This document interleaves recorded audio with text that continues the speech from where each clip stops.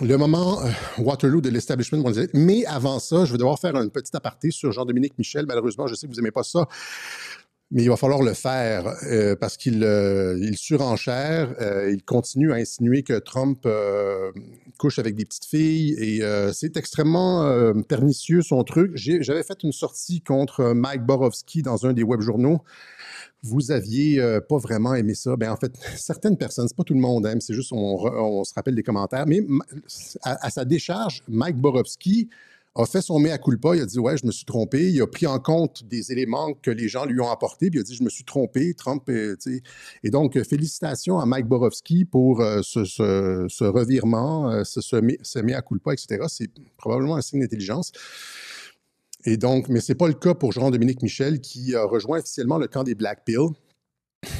Et je vais devoir faire ça. Et donc, donnez-moi le 5 minutes qu'il faut pour le faire, là, parce qu'il faut que vous compreniez, étant donné que ça vient de notre camp, supposément de notre camp. Encore une fois, dans une guerre de 5e génération, qu'est-ce que l'ennemi fait? Ben, c'est qu'il essaie de retourner. Il fait exactement, c'est l'effet, c'est le contraire. C'est-à-dire que les mondialistes ont perdu à cause d'une stratégie de guerre de l'information sur Internet. Et donc, Trump qui essaie de revirer les Soros et les Larry Fink de ce monde, etc. Du côté des mondialistes, ce que tu veux faire, c'est retourner des influenceurs sur Internet. Et ça a l'air que Jean-Dominique Michel fait partie de ceux qui ont été retournés sur Internet avec ses propos. Et c'est extrêmement pernicieux, sa façon d'opérer, parce qu'il dit, genre, je ne suis pas dans la pensée sectaire, je me pose des questions, mais c'est tout à fait faux. Il fait des affirmations, il répond, il est extrêmement pernicieux. Et généralement, ce qui est dangereux avec ça, c'est que ça passe pour un certain nombre de personnes. Tu sais, des personnes très, très gentilles, là, que si tu leur dis n'importe quoi avec un sourire, ça va passer. Si tu montres que tu donnes la parole à tout le monde, ça va passer. Mais après ça, genre, le venin est rentré. C'est-à-dire que si tu veux empoisonner quelqu'un, hein, tu sais, du cyanure, tu ne mets pas du cyanure, tu veux pas que ça goûte le cyanure, tu veux mettre ça comme, tu veux ajouter un petit peu de sucre pour faire passer ça. C'est ça qui fait Jean-Dominique Michel. Il dit, je me pose des questions. Mais c'est pas vrai. Il ne se pose pas des questions. Il affirme que Trump couche avec des petites filles, que Trump est un vote en guerre, etc., contre toutes les preuves. Et donc, il va beaucoup plus loin même que les médias traditionnels. C'est ça qu'on doit comprendre. Et donc, allons-y avec lui. C'est dans le dernier web journal, j'avais montré la photo de Jacques Villeray. C'était en fait François Pignon. C'est pas Jacques Villeray. Et j'avais fait la blague, est-ce que c'est le jeune Jean-Dominique Michel? Les gens m'ont dit ah, Alexis, tu t'es trompé. Comment? Je veux dire, un petit effort, la gang. Là.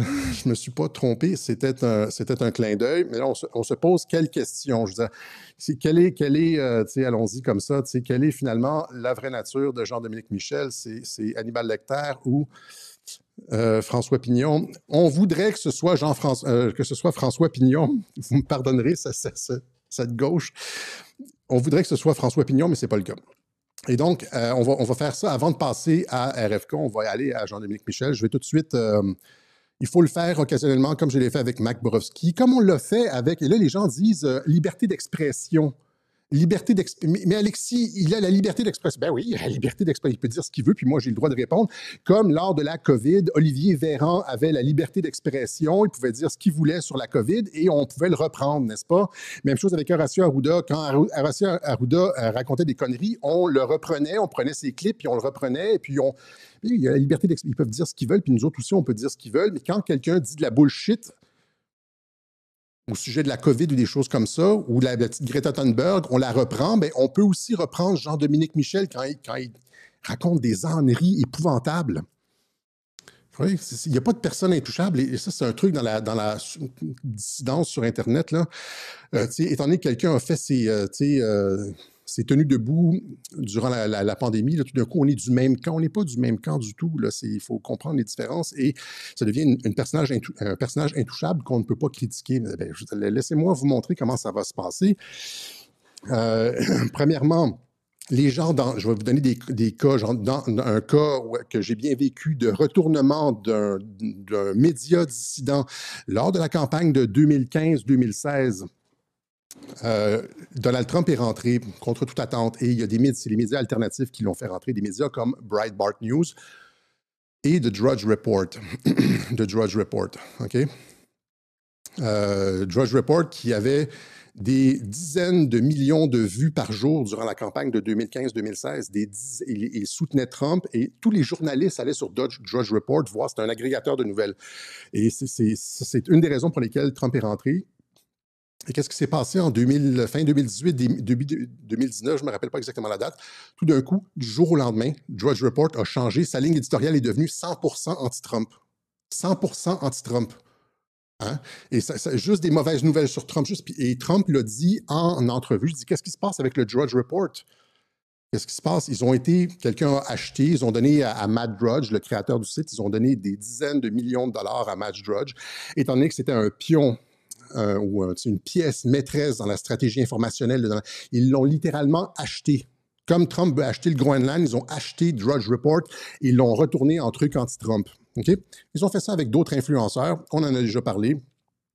On pourrait parler de François Maléga ici, qui du jour au lendemain, qui était tout correct avec Trump, du jour au lendemain, a commencé à dire RFK fait partie de l'État profond. Mike Flynn, RFK, ils font partie de l'État profond, Trump est compromis, etc., etc. Du jour au lendemain, 3 semaines avant l'élection, même chose avec Amélie Paul, qui disait que RFK était contrôlé par Pfizer. Elle a changé sa ligne du jour au lendemain. Ils sont tous pareils, ils sont tous... je sais que vous n'aimez pas ça quand on va là, mais il faut y aller parce que sinon, vous êtes naïf. Vous faites bourrer par des personnes avec un sourire. Et c'est pas parce que quelqu'un s'est fait un nom durant la COVID, y compris moi. C'est pas parce que quelqu'un s'est fait un nom durant la COVID que vous devez... qu'on lui doit... qu'on doit le croire sur parole jusqu'à la fin, qu'il n'est pas retournable. Ces gens-là ont fait des 180 degrés, comme Drudge Report, exactement comme Drudge Report. Et comme je l'expliquais, c'est ça, c'est le camp d'en face aussi veut retourner nos pions, les influenceurs, etc. Puis on l'a remarqué. Okay? Donc, liberté d'expression, tout le monde a le droit de dire ce qu'il veut, on a le droit de critiquer comme on critiquait durant la COVID. Et 2, on n'est pas dans le même camp. Il y a des personnes dans notre camp qui se font retourner, comme il y a des personnes dans le camp d'en face qui se font retourner. Et vous devez voir ça. Troisièmement, sur le langage, des fois, il dit il faut être respectueux, il ne faut pas utiliser de gros mots, etc. Qu'est-ce que vous pensez de Trump? La façon de faire, c'est-à-dire à un moment donné, quand on disait Arruda, il faut brasser la cage, c'est des salopards, etc. En 2020, c'est devenu comme une espèce de... à un moment donné, il faut que les gens le ressentent, là. Il faut qu'ils... si tu parles toujours poliment et tu élèves les autres, les gens restent assis sur leur cul et ils ne voient pas, ils restent dans leur confort, etc. Et donc, aux États-Unis, ils sont agressifs verbalement. Et c'est pour ça qu'ils sont capables de battre les mondialistes. Tant qu'on va rester dans notre politesse francophone, on va rester assis dans notre confort et il ne va rien se passer. Éventuellement, il faut brasser la cage et dire les vraies choses. C'est ce que je fais aujourd'hui. Donc, il nous dit, je veux juste pointer certaines choses du doigt. Je m'excuse encore une fois. Premièrement, lui-même, dans certaines de ses réponses, il est extrêmement acerbe sur Twitter. Il a un visage à la caméra, c'est-à-dire quand il fait des lives, il est très doucereux. Il invite Sylvain Laforêt, il invite Stanislas Berton. Puis après ça, sur Twitter, c'est tac, tac, tac, tac, tac. Il démolit, il n'entend rien. Et donc, on doit se poser la question à savoir s'il y a un agenda politique. La question que je pose ici, c'est est-ce que c'est le François Pignon de la dissidence? Je ne pense pas que ce soit le François Pignon de la dissidence. Je pense que c'est bien pire parce que François Pignon est simplement innocent, il ne comprend pas le contexte. On pourrait dire Jean-Dominique Michel ne comprend pas le contexte, mais c'est pas ça du tout. Et ça va beaucoup plus loin que ça, son truc. À titre d'exemple, Patrick Cohen, la semaine dernière, lors de sa rentrée, se posait la question à savoir, un Trump français est-il possible? Et disait que Trump était une menace à la démocratie. Eh bien, Jean-Dominique Michel va beaucoup plus loin que ça. Il va insinuer que Trump était le meilleur ami de Jeffrey Epstein et qu'il, il le fait pernicieusement. Il dit... pour commencer à comprendre que Cossette est peut-être à côté de la plaque, il faudrait quoi? Que Trump viole une mineure en direct. Il faudrait que Trump viole une mineure en direct. Il fait ça de façon extrêmement pernicieuse en disant que Trump, c'est le meilleur ami d'Epstein. Il faudrait que tu vois visuellement que Trump viole des mineurs. Hein, tout en disant non, je n'ai jamais... dit que Trump était un pédophile, ça serait grotesque. Non, je n'ai jamais dit que Trump était un pédophile. Non, tu as juste insinué que c'était le meilleur ami d'Epstein, puis que pour qu'on se réveille, il faudrait qu'il viole une fille en direct. Tu sais, c'est toujours sur deux tabliers. Donc, il est extrêmement hypocrite, extrêmement pernicieux, mais j'espère que je ne suis pas comme ça. Honnêtement, les gens peuvent me critiquer, on me critique, je bloque massivement. Mais il me semble que je ne suis pas comme ça. Il me semble que je ne suis pas, genre, j'ai pas deux discours, j'ai toujours un discours, j'ai fucking juste un discours sur à peu près tous les sujets depuis 2018. Lui, c'est comme, il change de tableau comme ça et les gens ne le voient pas. Les gens ne le voient pas. Ah, oui, non, je cherche la vérité, blablabla. Tu ne cherches pas la vérité, tu craches la désinformation autant que tu peux. OK? Il dit notamment, il essaie de nous faire avaler que Trump est un va-t-en-guerre. Tu vois ici, dans ce tweet-là, la semaine dernière, il dit genre, il montre une vidéo de Marco Rubio qui critique l'administration de Maduro en listant comme un certain nombre de crimes ou de trucs que l'administration Maduro a fait. Là, il implique que Trump va partir en guerre. Il dit, mais non, depuis que Trump est au pouvoir, ce genre de va-t-en-guerrisme débile et criminel est remis au placard, voyons, en insinuant que Trump va faire la guerre, alors que tout le monde sait qu'il n'y a pas de guerre sous Trump. Même mon père l'avait admis, ça. Mon père qui détestait Trump, avec qui je ne m'entendais pas, je lui avais dit, il n'a pas déclenché de guerre, il ne fait rien. Puis la fois où il a lancé une bombe, par exemple, sur l'Iran, c'est pour fermer la guerre et non pas pour ouvrir la guerre. On s'entend, c'est fermer, tu sais, ça a littéralement fermé la guerre de 12 jours, tu lances, puis l'Iran est bien content de ça, tu vois, c'est comme finalement, ceux qui reçoivent les bombes, entre guillemets, sont contents. Mais tu sais, il essaye, et donc il est comme une des seules personnes qui essaie de nous faire avaler que Trump est un va-t-en-guerriste et que Trump est compromis avec Epstein, alors que, rappelez-vous ce que j'ai dit, là, je vais terminer bientôt, là, okay? Je sais que vous voulez comme qu'on passe à RFK, mais vous devez comprendre la nature du personnage. Parce que vous l'adulez, pas vous. Certaines personnes l'adulent, mais il est extrêmement, comme je disais, pernicieux, hypocrite, et on n'est pas du tout dans le même camp. Il s'est passé quelque chose avec Jean-Dominique Michel. Si tu regardes ses tweets d'il y a 6 mois et plus, il ne parlait pas de Trump. C'était comme un non-sujet. Puis là, tout d'un coup, comme Amalega et d'autres, tout d'un coup, c'est devenu comme une espèce de trope. Le Trump va en guerre, Trump il couche avec des petites filles, Trump, etc., etc. Et donc, on se demande s'il n'a pas été retourné comme d'autres personnes ont été retournées. On pose la question avec un point d'interrogation, on a une petite idée là-dessus. Et donc, c'est pas parce qu'il était correct en 2020 qu'il est rendu correct maintenant puis qu'il ne s'est pas passé quelque chose. Hein? Donc, vous voyez, comme ça ici. Donc, il implique que Trump couche avec des petites filles alors qu'on a montré, il est le seul, il est le dernier. Même les médias maintenant n'affirment plus que Trump est compromis. J'ai expliqué la semaine dernière que le Washington Post avait fait une enquête en profondeur. J'ai expliqué que les avocats, les deux avocats et les avocats des victimes et l'avocat de Jeffrey Epstein, des gens avec une crédibilité béton, disent qu'il n'y avait absolument rien sur Donald Trump. On a parlé des victimes elles-mêmes, Jennifer Giuffre et puis l'autre aussi, Soberg. On dit qu'il n'y avait rien. Le ministre Bill Barr dit qu'il n'y avait rien. Ghislaine Maxwell a dit qu'il n'y avait rien, etc. Et donc, qui il reste? Il reste, j'avais dit, voici une photo de Jean-Dominique Michel jeune, mais c'est le dernier qui continue à affirmer qu'il y a un truc entre Trump et Epstein, puis qu'il n'a pas utilisé, c'est pas une stratégie de Streisand, etc. Et donc, on a les journaux, on a à la fois les deux avocats de la défense, c'est-à-dire l'avocat des victimes, Edwards, et l'avocat du coupable, Sean, qui disent « il n'y a rien ». Tu comprends-tu? Les deux avocats, les deux avocats, il n'y a pas juste les deux avocats, il y a aussi les victimes elles-mêmes. Donc, et la poursuite et la défense disent qu'il n'y a rien sur Trump. Et puis après ça, il y a les victimes elles-mêmes et les criminels, Ghislaine Maxwell, c'est-à-dire les victimes et ceux qui ont perpétré le crime qui disent qu'il n'y a rien. Vous comprenez? C'est la poursuite et la défense, la victime et le bourreau, c'est complet, le spectre est complet, sauf François Pignon qui continue à affirmer qu'il faudrait qu'on puisse voir Trump violer une petite fille en direct pour réaliser que Cossette est dans l'erreur. À quel point c'est... Mais là, rendu là, est-ce qu'il est réellement innocent? Est-ce que c'est réellement la trope, là? Est-ce que c'est réellement François Pignon ou c'est plus pernicieux que ça? OK? Et là, je lui ai remis le nez dans son caca la semaine dernière en montrant une de ses vidéos où il dit « L'enfant a une sexualité ».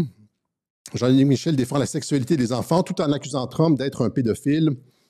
Là, il s'insurge. J'ai affirmé exactement le contraire. Blablabla. Il s'est pris la tête avec Ariane Bileran. sur la sexualité des enfants. Il l'a même bloqué. Donc, Ariane Bileran qui dit « Il n'y a pas de sexe » ou « On ne doit pas parler de sexe avec les enfants ». Marion Sigaud qui dit exactement la même chose, il s'en insurge. Parce que même si Jean-Dominique Michel, dans son propos sur la sexualité des enfants, ne dit pas genre les enfants sont sexuels et donc on devrait avoir des rapports avec eux, c'est pas ça qu'il dit, là. J'essaie pas d'insinuer ça du tout. Mais juste le fait de dire les enfants, puis vous voyez, ça a un lien avec le sujet qu'on... Juste le fait de dire les enfants ont une sexualité, ça mène à une prise de contrôle de l'État. C'est-à-dire que tu as des scientifiques qui vont dire oui, les enfants ont une sexualité, puis là, après ça, tu as tout l'État qui arrive, sexualité des enfants de 0 à 12 ans, ça rentre dans le curriculum scolaire, etc., etc. Que savoir sur la sexualité de mon enfant?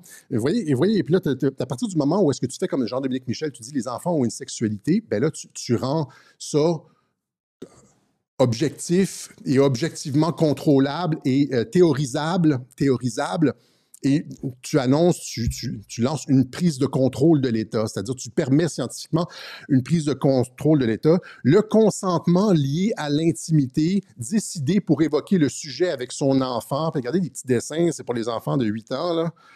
OK?